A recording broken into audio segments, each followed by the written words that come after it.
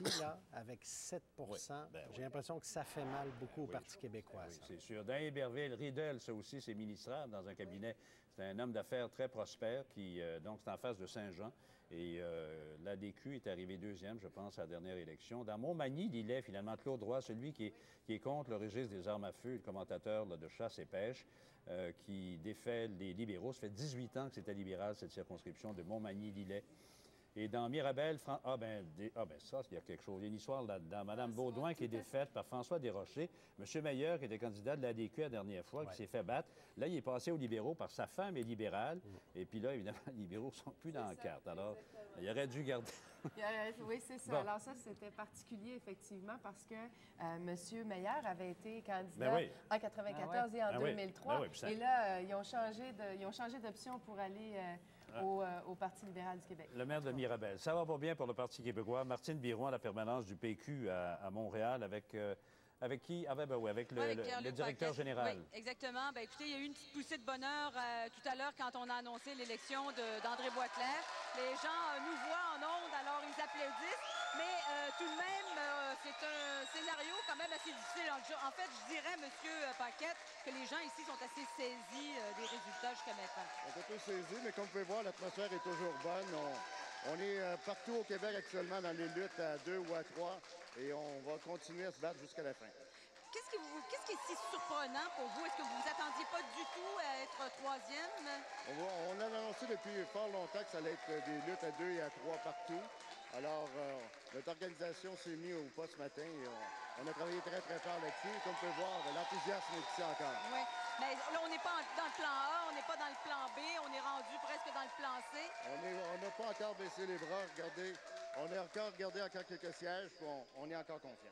Puis pour ce qui est de l'ADQ en avance, ça vous surprend de voir qu'ils sont en avance, même sur les libéraux? Oh, bien, comme on peut voir, des luttes à 3, des fois, peut réserver quelques surprises.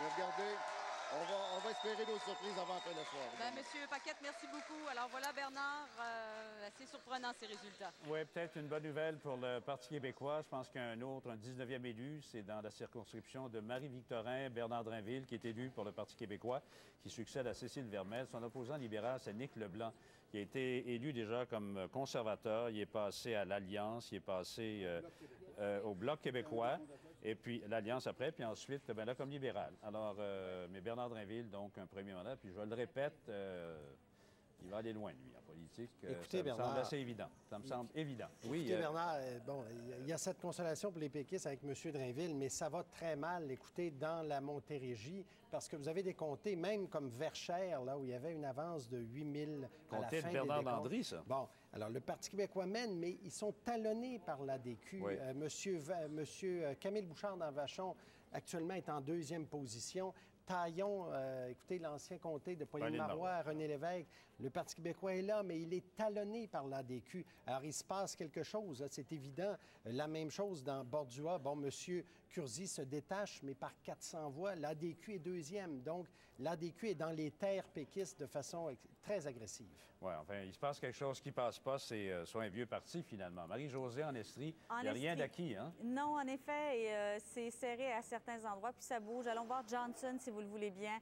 Le péquiste Claude Boucher qui a une avance de 64 voix sur l'adéquiste Éric Charbonneau. Nicole Brouillette, la libérale, est en troisième place. M. Boucher est député du coin depuis 1994. Pierre Reid avance de 321 voix sur l'adéquiste Steve Bourassa, avec 35 bureaux de scrutin dépouillés. Michel Breton, le péquiste, est en troisième place.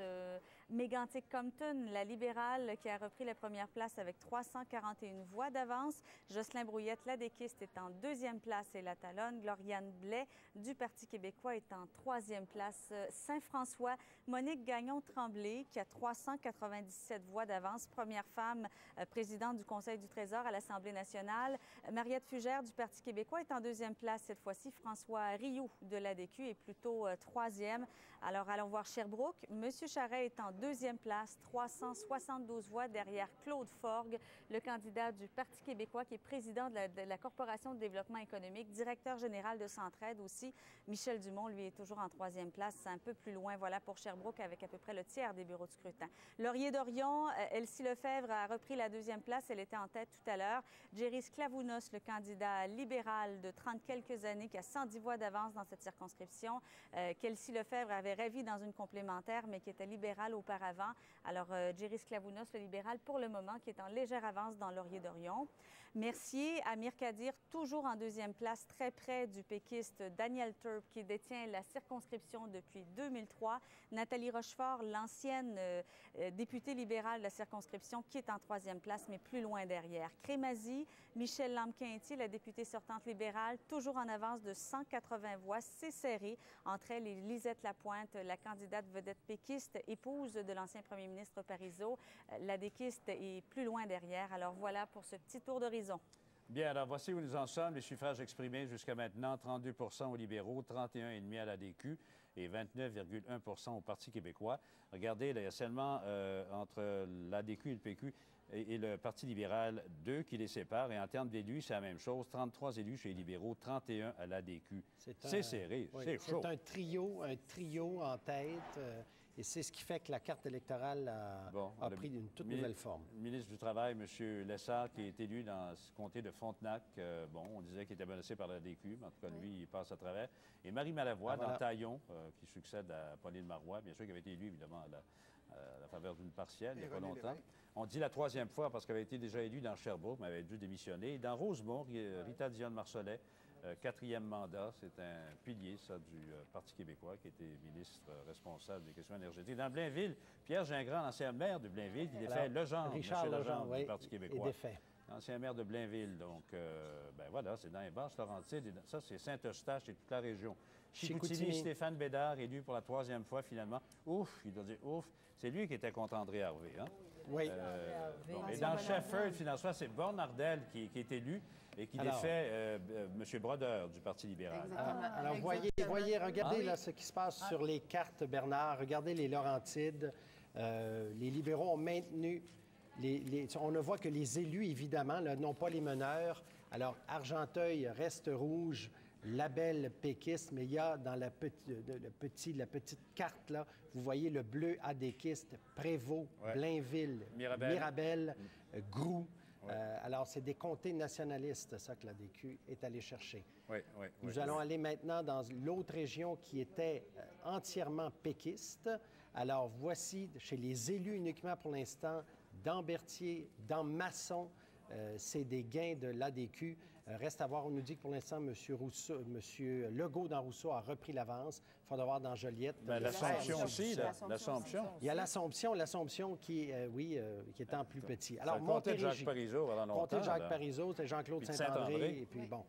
Alors, les élus en Montérégie, regardez, là, l'ADQ fait une percée inattendue. Ce n'était pas prévu. Shefford, Iberville, Saint-Jean, Huntingdon, on a renversé une majorité de 6-7 000 voix chez les libéraux. Et le Parti québécois s'affiche lentement, là. Vous voyez, il y a deux petits espaces bleus et les libéraux sont là, mais ce ne sont plus des meneurs. Bon, Serge Delière, élu pour la 4e fois, finalement, dans Beauharnois, qui est réélu. Ça fait un 24e élu pour le Parti québécois. Et dans Gaspé, Guy Lelièvre aussi réélu pour la 4e fois. C'est pas surprenant ça non plus. Ça met un certain temps, c'est probablement plus serré, mais quand même, on n'est pas surpris de ce résultat. Philippe Leblanc. Oui. Alors, dites-nous ce qui se passe de votre côté. Bien, nous, ce qui se passe du côté de la capitale nationale et Chaudière-Appalaches, c'est un balayage adéquiste pratiquement. J'ai avec moi Christian Lévesque, nouveau député de Lévis. Monsieur Lévesque, vous étiez en lutte avec une ministre, Carole Théberge, une ex-ministre, Linda Goupil. Comment avez-vous réussi ce tour de force? C'était simple, c'est qu'on a toujours été impliqués dans Lévis depuis plusieurs années. Je suis propriétaire d'une entreprise familiale et la famille a toujours été dans le tissu social bien implanté. Ce qui a fait que les gens ont su que si je me présentais, je serais là avec eux. Il y avait aussi le vent d'équisse que les gens sentaient et qui a aussi aidé à la cause. À quel moment avez-vous pensé avec certitude que vous auriez de bonnes chances d'être élu? Après la deuxième semaine, des sondages ont sorti dans Lévis, annonçaient qu'on avait 40 % les deux autres étaient en loi en arrière à 26 et 23 %. Alors là, tout le monde nous parlait d'une lutte à 3 très serrée, mais la démonstration sur le terrain, ce qu'on avait ressenti, se réalisait dans les sondages. Et aujourd'hui, ça se réalise dans les votes. J'en suis très fier et content de représenter maintenant les citoyens de Lévis. Qu'est-ce que ça veut dire pour Lévis et Chaudière-Appalaches pour les 4 prochaines années, cette vague adéquiste? Des gens extrêmement impliqués dans leur milieu, extrêmement prêts à relever les défis pour la région. Merci beaucoup. Alors voilà, Bernard, on va tenter d'aller chercher d'autres réactions pour vous. Merci beaucoup. L'ADQ a pris la tête dans Louis Hébert. Vous voyez ça actuellement, là. Alors, c'est 47 à 43 à 35 et ça va s'animer. En termes d'élus, il y en a 36 chez les libéraux. Dans Verdun, le ministre Henri-François Gautrin, réélu, Verdun, l'île des Sœurs. Laurier-Dorion, finalement, Jerry Sklavounos, qui est élu, donc il reprend cette circonscription qu'il avait eu. M. Sklavounos avait acheté une carte de l'ADQ il y a à peu près 6 mois, mais il a dit que c'était pour encourager un ami. Mme Grégoire, je dirai ça plus tard. Agnès Maltais, dans Tachereau, conserve la circonscription dans laquelle se trouve le Parlement, du reste. Alors, Mme Maltais, élue pour la 3e fois, très solide. Il y avait le Serge Roy, je pense, contre elle, qui était dans Joliette, mon Dieu, l'ADQ. Joliette, qu'on avait gagné à la partielle. Oui. Avec Sylvie L'Espérance. Sylvie d'en haut doit dire, mon Dieu, c'est extraordinaire. C'était le comté de Jonathan Valois qui avait décidé de ne pas se représenter. Marguerite Duville, Simon-Pierre Diamond, il y a 21 ans. 21 ans, un des plus jeunes. C'est ça, le président de la Commission des jeunes. Ça, c'est Boucherville. Ça, c'est Boucherville. C'est l'impact des diffusions. Ben oui, c'est évident, c'est certain. Et M. Merlini, l'imprimeur, qui très religieux, alors qui, pour l'ADQ, c'est un gain aux dépens des libéraux. L'ancien comté de Mme Baudouin. Dans Laval-des-Rapides, c'est Alain Paquette. Ça, évidemment, c'est l'économiste de